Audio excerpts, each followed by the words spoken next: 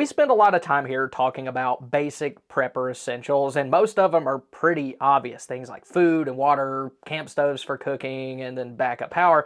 And to be honest, I'm getting a little bit tired of talking about all those, but there's a lot of gear out there that gets totally overlooked, and some of it could actually save your life in the right or wrong situation. So today, we're going to cover 10 of those. These are things that preppers never talk about because they either don't know about them at all, or they've been around for a while and they've kind of fallen out of favor for newer, flashier stuff. And one example of an item that's an excellent survival tool that's not used nearly as much as it used to be is the Swiss Army knife. Most people nowadays want specialized tools that are really good at one task. Like they want a Baco Laplander for their folding saw, they want a Spyderco Paramilitary 2 for their EDC folder, but there can also be a lot of value in having an all-in-one option as well. Swiss Army knives were some of the first prepper items that I ever bought. I picked up a couple while I was still in high school using my lawn mowing and Christmas money, and I've been carrying one every day since college. This is my current Swiss Army knife. It's a Swiss Champ, and I carry it as a complement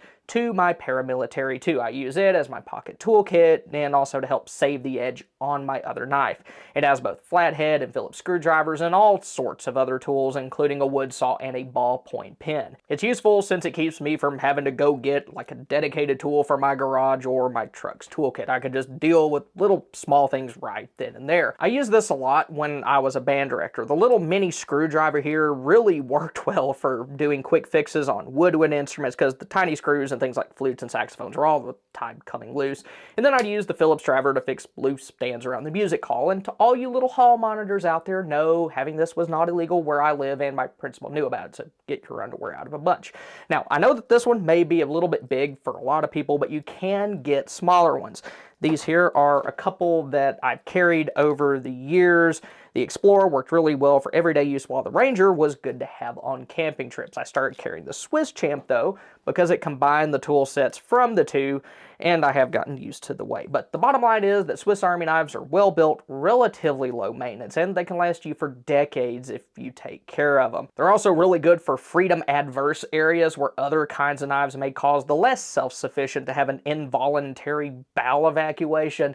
They're some of the least intimidating survival tools that you can have. Everybody's seen them in movies, or they associate them with things like the Boy Scouts. A lot of folks actually consider these to be kids' knives. So if you need to use a knife and you don't want to be labeled as like the crazy prepper or the knife nut, then having something like one of these to pull out can be very helpful. Just be sure that you get one made by Victorinox or Wenger. There's a lot of cheap junk out there now that just ain't worth your money. Next up, we have one that most preppers don't even consider, and that's an electric kettle. Now, to be fair, as the name suggests, these do need electricity. So if you're somebody who only cares about like pure grid down stuff, then you probably already tuned this one out, but they can be useful in a lot of situations. First, there's boil water notices, and those can happen for any number of reasons that don't involve widespread chaos and the alpacalypse. And being able to quickly boil water can be useful. Just fill this with water, turn it on, and let it go. You don't have to worry about messing with your stove, and since it's a kettle, you can just pour water where you need it after everything's done. It's just stupid easy to use. Then a lot of us out there do actually have backup power sources, and this can work with both fuel-based generators and larger solar power options. You'll need something that can handle at least 1,800 running watts. So for solar stuff, you'll probably want to have at least a 1 kilowatt hour power station, because those usually have inverters that are big enough to run one of these. But using this will help you save fuel for other tasks, and you can use the water that you boil to cook things like ramen, instant rice, and then freeze-dried meals.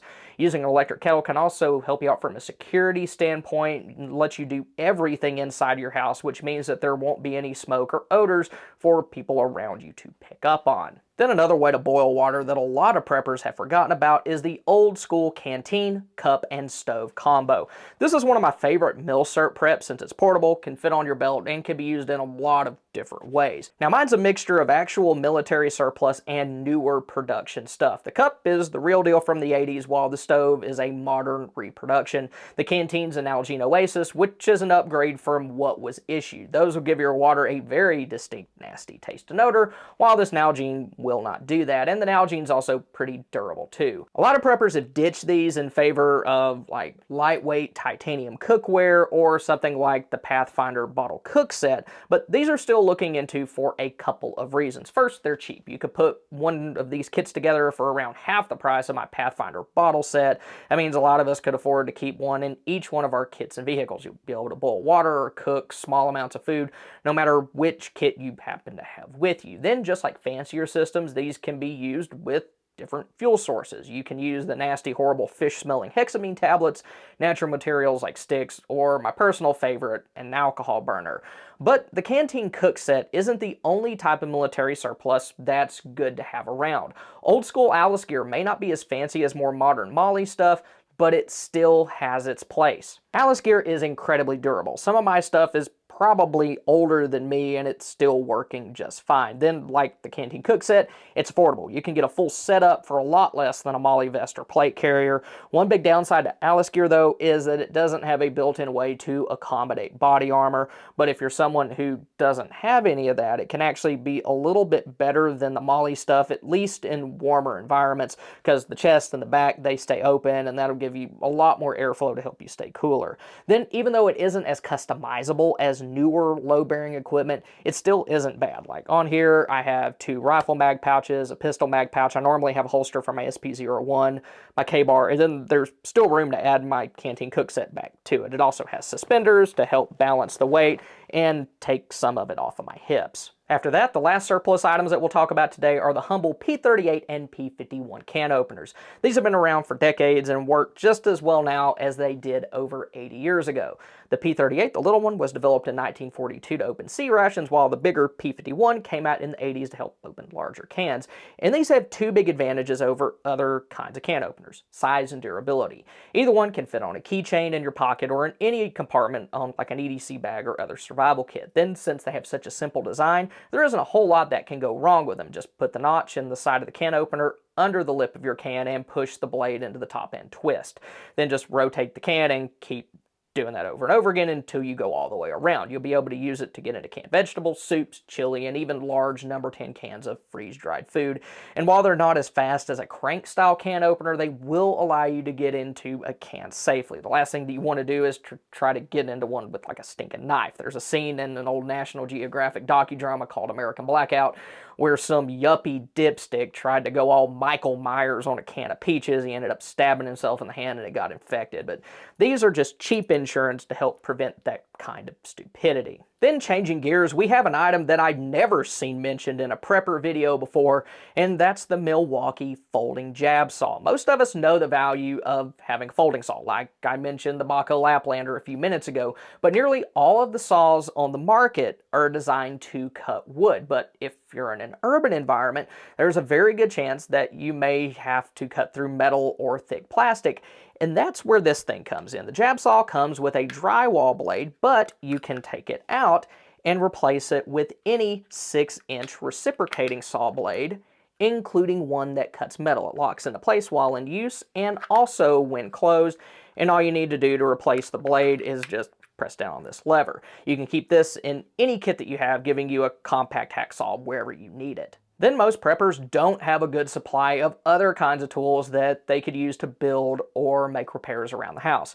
Having a good selection of hand tools and even power tools can help you be more self-sufficient and will allow you to deal with things like water leaks before they just get absolutely out of hand. For hand tools, start with the basics like hammers, screwdrivers, wrenches, and pliers. I have a few of my most used tools in this bucket organizer so that I have them all in one place, but those aren't the only tools that I have. There's a ton of others spread around my shop and in my garage that are a mix of things that like I inherited from my grandfathers, picked up at flea markets, and also bought new. For power tools, I prefer cordless versions whenever possible. They keep me from tripping over extension cords, and they can be charged now and used after the power goes out, so that's cool. You can use them to quickly board up windows, build fortifications, fix fences, and numerous other things. But one tool in particular that I don't hear preppers talk about much is a drill pump. These have an attachment that goes right into your drill's chuck, and then you can use your drill to spin it. This particular one came from Harbor Freight and is rated for 750 gallons per hour. It can connect to standard water hoses and would allow you to pump water out of like a flooded basement or access liquids inside of underground tanks. I'm not going to go into too great a detail with that. You can just use that big old imagination of yours. But these do come with a couple of caveats. First, I wouldn't use any type of pump for drinking water unless they were specifically designed for that. I could see grease inside of this thing when I got it, and I definitely wouldn't want to drink anything that came out of it. Then second, you may want to have more than one. None of these, regardless of who makes them, get super awesome reviews, so I wouldn't expect one pump to last you the rest of your life. Get them with the expectation that they're probably going to break eventually. Then the next item that most preppers don't ever think of is a road atlas. Now, to be fair, we have talked about maps on this channel before, but whenever we have, it's almost always been local maps, like topo maps of your town or city or state road maps. And while those are good to have, they won't do you much good if you're a long way from home. Now,